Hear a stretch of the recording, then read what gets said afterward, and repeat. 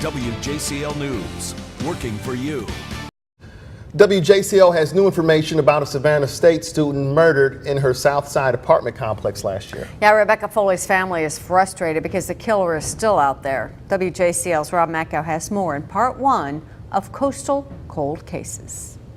Rebecca Foley's family thinks she was targeted for some reason. They want to find out why. Rebecca called her grandmother before her death, saying that she was struggling with the decision of right or wrong. It's day to day. You know, some days I'm okay, other days I'm in tears. It was terrible. It was such a terrible loss because we loved her dearly. Still do. 21-year-old Rebecca Foley's life ended on the night of January 21st, 2013. Rebecca never saw it coming. She just pulled into the apartment complex and it was over.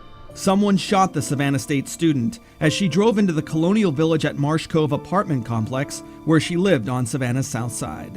It's been more than 15 months since Rebecca Foley was murdered. We traveled to North Carolina to talk to her father and grandmother. Both of them say they're frustrated with the pace of this murder investigation. Eddie Foley thinks his daughter was targeted.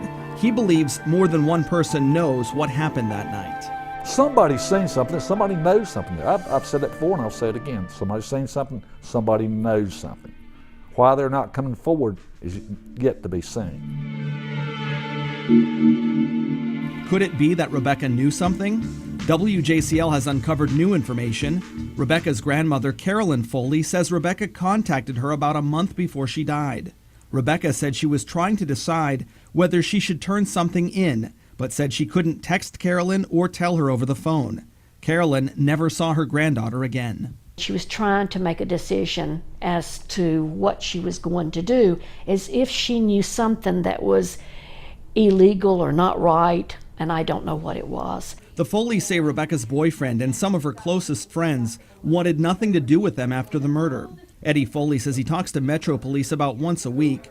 Foley says they tell him there's a person of interest and that they're still doing interviews. But besides that, there's nothing new. There were things missed at the original investigation at the murder scene that, you know, it's just inexcusable. I feel the police department has fumbled the case from the word go. In his words, the police have fumbled this case from the word go. Is that true? No. This unit, this homicide unit, I can match it up to any unit in America with the investigation that we do. Detective Sergeant Andre Jackson heads up Metro's homicide unit. He says his investigators are actively working the Foley case and have interviewed and re-interviewed people. Jackson says there are roadblocks when people don't come forward with information. But I can understand his frustration because we don't have anybody locked up or anybody arrested for this case. But as far as we don't fumble cases. There's just no excuse. If it had been their child, the case would have been solved, no doubt. Rebecca was a business major and worked at a local insurance agency. She also left behind her mother and a younger sister. I did love my daughter dearly, and I feel she loved me too. And we want justice for Rebecca. We want to know why that they thought that they had to kill her. Again, we don't know what Rebecca wanted to tell her grandmother. Crime Stoppers is offering up to a $12,500 reward for information leading to an arrest. Eddie Foley has chipped in $10,000 of his own money. Crime Stoppers will pay up to $2,500. The family's planning to come here again for Rebecca's birthday on June 23rd for an event in Forsyth Park. Rob Macko, WJCL News, working for you.